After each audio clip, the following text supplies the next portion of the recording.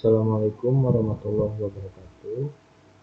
Perkenalkan, nama saya Pandey Ridwan dari kelas TI 22C3 dengan NIM 3122101124. Di sini saya akan merangkum materi dari hasil pertemuan mata kuliah analisis kebutuhan sistem. Ya, langsung saja kita langsung ke sini ke materi ya. Nah, di sini kan ada pengertian analisis kebutuhan sistem. Apa sih itu pengertian analisis kebutuhan sistem? Itu analisis kebutuhan sistem adalah tahap awal dalam siklus pengembangan sistem yang bertujuan untuk memahami dan mendefinisikan apa yang dibutuhkan oleh pengguna dan organisasi. Di tahap awalnya ini yaitu siklus pengembangan sistem yang tujuannya untuk memahami dan mendefinisikan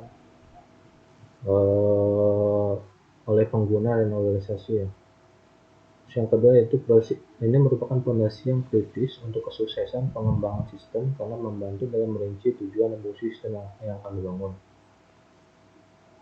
Nah, di sini ada definisi analisis kebutuhan sistem. Ini definisinya adalah disiplin ilmu dan praktik untuk mengidentifikasikan, menggali dan mendokumentasikan kebutuhan yang harus dipenuhi oleh sebuah sistem. Yang terakhir, kebutuhan ini mencakup aspek fungsional dan non-fungsional seperti fitur-fitur yang diinginkan, kinerja yang diharapkan, dan kendala-kendala yang harus diatasi. Nah, sini ada peran analisis kebutuhan sistem. Analisis kebutuhan sistem dilakukan oleh seorang analisis kebutuhan sistem. Analis kebutuhan sistem yang bertanggung jawab untuk berkomunikasi dengan stakeholder, memahami kebutuhan mereka, dan menerjemahkan kebutuhan tersebut ke dalam bentuk yang dapat diimplementasikan oleh tim pengembangan. Analisis kebutuhan memastikan bahwa solusi yang dihasilkan memenuhi ekspektasi dan tujuan bisnis. Itu langkah-langkah dalam menganalisis kebutuhan sistem, yaitu mengumpulkan data, melibatkan teknik wawancara, observasi, dan studi dokumen untuk mendapatkan pemahaman yang mendalam tentang kebutuhan. Yang kedua, dokumentasi dan kebutuhan, mengorganisir dan mendokumentasikan kebutuhan dan bentuk dalam bentuk yang dapat dimengerti oleh semua stakeholder. Verifikasi dan validasi kebutuhan, memastikan bahwa kebutuhan yang terdokumentasi adalah akurat, konsisten, dan dapat diukur. Di sini ada konsep dasar kebutuhan sistem, yaitu kebutuhan fungsional. Apa itu kebutuhan fungsional? Yaitu berkaitan dengan fitur dan fungsi sistem yang diinginkan atau diharapkan oleh pengguna. Sedangkan ada kebutuhan non-fungsional, yaitu menyertakan aspek-aspek seperti kinerja, keamanan, dan kendala sistem.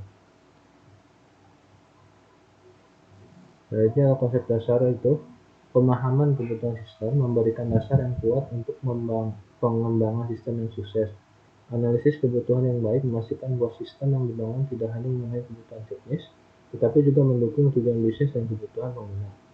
Memahami konsep ini dapat lebih efektif dalam berkontribusi pada tim pengembangan dan menciptakan solusi yang bernilai bagi organisasi. Itu pentingnya analisis kebutuhan dalam pengembangan sistem. Analisis kebutuhan memainkan peran yang sangat penting dalam pengembangan sistem. Berikut adalah beberapa alasan mengapa analisis kebutuhan merupakan tahap yang kritis dalam siklus pengembangan sistem. Yaitu yang pertama, memahami kebutuhan pengguna. Jadi, analisis kebutuhan membantu memahami kebutuhan, tujuan, dan harapan pengguna terhadap sistem yang akan dikembangkan. Ini mendasari desain dan pengembangan untuk memastikan sistem memenuhi ekspektasi pengguna. Yang kedua adalah menjamin kesesuaian dengan tujuan bisnis. Melalui analisis kebutuhan dapat dipastikan bahwa sistem yang dikembangkan sesuai dengan tujuan strategi bisnis organisasi. Hal ini memastikan bahwa investasi dalam pengembangan sistem mendukung keberhasilan organisasi secara keseluruhan. Pentingnya analisis kebutuhan dalam pengembangan sistem.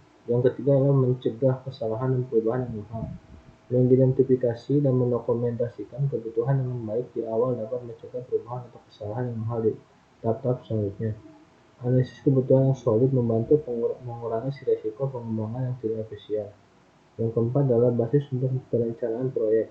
Analisis kebutuhan memberikan dasar yang solid untuk perencanaan proyek. Dengan pemahaman yang jelas tentang apa yang dibutuhkan, tim pengembangan dapat membuat rencana yang realistis, menetapkan prioritas, dan mengalokasikan sumber daya dengan efisien. Dan yang kelima adalah meningkatkan kepuasan pengguna. Dengan memahami kebutuhan pengguna dan memastikan bahwa sistem memenuhi harapan mereka, analisis kebutuhan dapat meningkatkan kepuasan pengguna. Sistem yang sesuai dengan kebutuhan pengguna memiliki potensi untuk diterima dengan baik dan digunakan secara efektif. Selanjutnya adalah mendukung pengambilan keputusan yang informatif.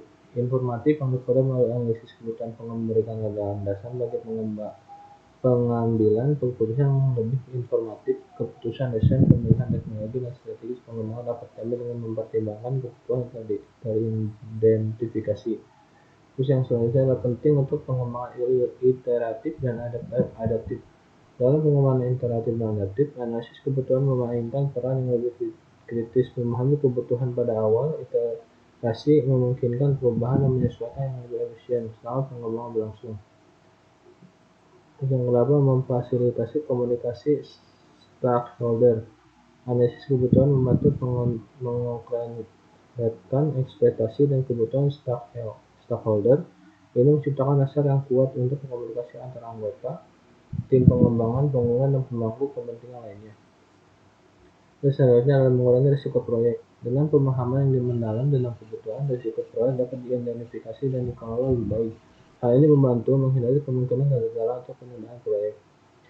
Terus yang terakhir adalah mendukung perubahan bisnis. Kebutuhan bisnis dapat berubah seiring waktu. Analisis kebutuhan yang terus-menerus memungkinkan analisis untuk menyesuaikan sistem dengan perubahan dalam lingkungan bisnis atau kebutuhan pelanggan. Analisis kebutuhan bukan hanya langkah awal dalam pengembangan sistem, tetapi juga elemen kritis yang memastikan bahwa proyek dikembangkan dengan sukses dan memberikan nilai tambah kepada organisasi. Langkah-langkah umum dalam analisis kebutuhan sistem melibatkan serangkaian aktivitas yang dirancang untuk mengidentifikasi, mendokumentasikan, dan memahami kebutuhan pengguna dan organisasi. Berikut adalah langkah-langkah umum dalam analisis kebutuhan sistem. Pendefinisian lingkup proyek, identifikasi batasan dan lingkup proyek, jelaskan tujuan proyek, batasan waktu, dan area fungsional yang akan dibahas. Yang kedua, identifikasi stakeholder. Kenali dan daftarkan semua pihak yang terlibat atau berkepentingan dalam proyek. Ini termasuk pengguna akhir, manajemen, pemilik proyek, dan pihak lain yang relevan. Yang selanjutnya adalah pengumpulan informasi. Gunakan teknik-teknik seperti wawancara, observasi, dan studi dokumen untuk mengumpulkan informasi tentang kebutuhan pengguna dan organisasi. Analisis informasi. Proses analisis data yang telah dikumpulkan untuk mengidentifikasi pola, tren, dan kebutuhan utama. Identifikasi perbedaan antara kebutuhan yang diungkapkan dan yang tersirat. Pemodelan proses bisnis. Buat model proses bisnis untuk memahami bagaimana proses bisnis saat ini beroperasi. Ini membantu dalam mengidentifikasi area untuk perbaikan. Identifikasi kebutuhan fungsional. Tentukan kebutuhan fungsional, yaitu apa yang sistem harus lakukan. Gunakan teknik seperti use case diagram untuk mempresentasikan secara visual kebutuhan pengguna. Selanjutnya ada identifikasi kebutuhan non-fungsional. Identifikasi kebutuhan non-fungsional seperti kinerja, keamanan, skalabilitas, dan lainnya. Pastikan kebutuhan ini mencakup aspek-aspek yang penting sistem yang tidak hanya berkaitan dengan fitur fungsional. Validasi dan verifikasi kebutuhan. Pastikan kebutuhan yang diidentifikasi dapat diverifikasi dan divalidasi. Verifikasi melibatkan pengecekan keabsahan kebutuhan, sementara validasi melibatkan konfirmasi bahwa kebutuhan memenuhi harapan pengguna. Dokumentasi kebutuhan. Dokumentasi kebutuhan dalam bentuk yang dapat dimengerti oleh semua pihak terkait. Gunakan template dokumen kebutuhan yang biasanya mencakup deskripsi kebutuhan, kualitas, dan kriteria keberhasilan. Terus selanjutnya, pengelolaan perubahan kebutuhan. Tetap terbuka terhadap perubahan kebutuhan seiring berjalannya waktu. Tetap pastikan setiap perubahan dikomunikasikan, dinilai, dan dikelola dengan baik. Validasi bersama stakeholder. Lakukan sesi validasi kebutuhan bersama stakeholder untuk memastikan bahwa kebutuhan yang terdokumentasi benar-benar terwujudkan harapan mereka. Selanjutnya, pemantauan dan pemeliharaan. Pemantauan terus-menerus kebutuhan selama siklus pengembangan. Lakukan pemeliharaan dokumen kebutuhan jika ada perubahan signifikan atau pembaruan yang diperlukan. Langkah-langkah ini membantu memastikan bahwa tim pengembangan memiliki pemahaman yang jelas tentang apa yang harus dibangun dan memastikan bahwa solusi yang dihasilkan akan memenuhi kebutuhan pengguna dan organisasi. Oke, mungkin di video kali ini cukup sekian tentang materi. Kita lanjut lagi di video selanjutnya. Assalamualaikum warahmatullahi wabarakatuh.